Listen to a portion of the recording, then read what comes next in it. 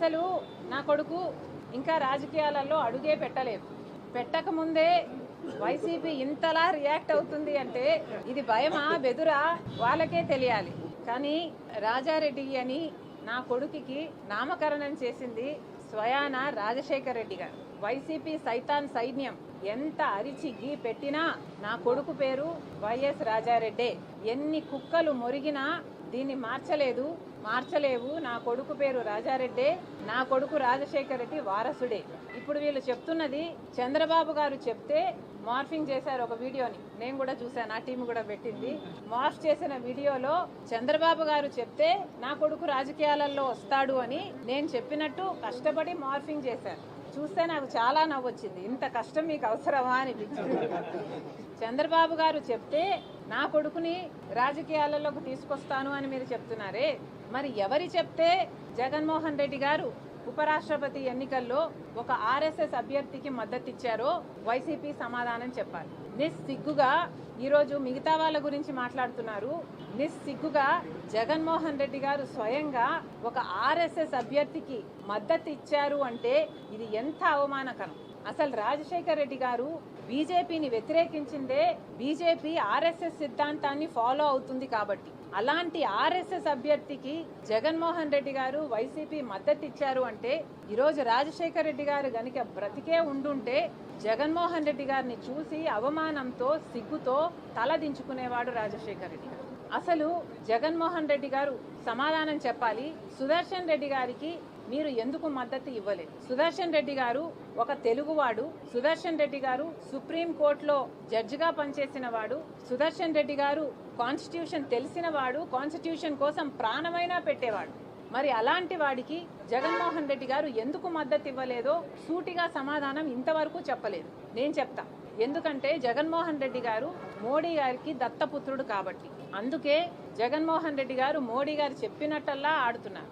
Reliance వాళ్ళు రాజశేఖర్ రెడ్డి గారి మరణం వెనక రిలయన్స్ వాళ్ళ హస్తం ఉంది అని చెప్పిన జగన్మోహన్ రెడ్డి గారు అదే రిలయన్స్ వాళ్లకు రాజ్యసభ సీటు ఇచ్చాడు అంటే మోడీ కోసమే ఇచ్చాడు. గంగవరం పోర్టు అదానికి కట్టబెట్టాడు అంటే మోడీ కోసమే కట్టబెట్టాడు. 5 ఏళ్లు అధికారంలో ఉండి ప్రతి బిల్లుకు బీజేపీకి మోడీ గారికి మద్దతు ఇచ్చారంటే దానికి కారణం జగన్మోహన్ రెడ్డి గారు మోదీ దత్తపుత్రుడు కాబట్టి. మరి ఇలాంటప్పుడు జగన్మోహన్ రెడ్డి గారు ఏ ముఖం పెట్టుకొని ఈరోజు ప్రజలకు సమాధానం చెప్తారో సమాధానం చెప్పండి. అసలు ఒకవైపు కూటమి సర్కారు బహిరంగంగానే పొత్తు పెట్టుకుంది బీజేపీ పార్టీతో. కానీ జగన్మోహన్ రెడ్డి గారు బహిరంగంగా పొత్తు పెట్టుకోలేదు, రహస్యంగా అక్రమ పొత్తు పెట్టుకున్నారు. బీజేపీ తొత్తుగా, బీజేపీ తోక పార్టీగా పనిచేస్తున్నారు. ఎంత సిగ్గుచేటు అని అడుగుతున్నాం. ఒక ఆర్ఎస్ఎస్ అభ్యర్థికి రాజశేఖర్ రెడ్డి గారి కొడుకు మద్దతు ఇచ్చాడు అంటే ఇది సిగ్గుమాలిన పని కాదా అని అడుగుతున్నాం. అసలు రాజశేఖర్ రెడ్డి గారి కొడుకుగా వైసీపీకి జగన్మోహన్ రెడ్డి గారికి ఐడియాలజీ అంటూ ఇంకా ఏమైనా మిగులుందా? సమాధానం చెప్పండి. లేక బీజేపీ ఐడియాలజీనే వైసీపీ ఐడియాలజీనా? ఆర్ఎస్ఎస్ ఐడియాలజీనే వైసీపీ ఐడియాలజీనా? మోడీ గారే మీకు పరమ తండ్ర? ఎందుకు ఇలా వ్యవహరిస్తున్నారు? జగన్మోహన్ రెడ్డి గారు సమాధానం చెప్పాలి.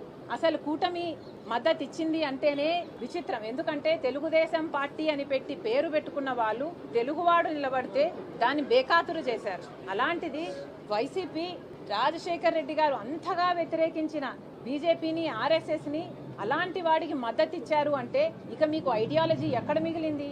మీ పార్టీకి ఒక అజెండా, ఒక జెండా అంటూ ఎక్కడ మిగిలింది? జగన్మోహన్ రెడ్డి గారు సమాధానం చెప్పాలి.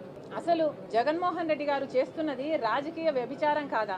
ప్రజలను ఎందుకు మభ్యపెడుతున్నారు? మీరు కూడా అక్రమ పొత్తు పెట్టుకొని అదే బీజేపీ కూటమిలో చేరిపోలేదా? మీరు కూటమిలోనే ఉన్నారు. ఈరోజు మీకు అర్థమవుతుందో లేదో కానీ ప్రజలకు మాత్రం అర్థమవుతుంది. ఈరోజు బీజేపీలో ఒక తెలుగుదేశం, ఒక జనసేన మాత్రమే లేదు. కూటమిలో బీజేపీతో పాటు వైసీపీ కూడా ఉంది. కూటమిలో అఫీషియల్ గా వైసీపీ కూడా చేరిపోయింది. మరి ప్రజలను ఎందుకు మభ్యపెడుతున్నారో జనాలకు సమాధానం చెప్పాలి జగన్మోహన్ రెడ్డి గారు. నిజంగా మీకు దమ్ముంటే అవును మేం బీజేపీకి తోక పార్టీయే, తొత్తు పార్టీయే అని జగన్మోహన్ రెడ్డి గారు ఒప్పుకోవాలి. లేదు, ఒప్పుకోలేను, నాకు ఆ ధైర్యం లేదు అంటే జగన్మోహన్ రెడ్డి గారు చేతి మీద బీజేపీ అని పచ్చబొట్టు వేయించుకోండి.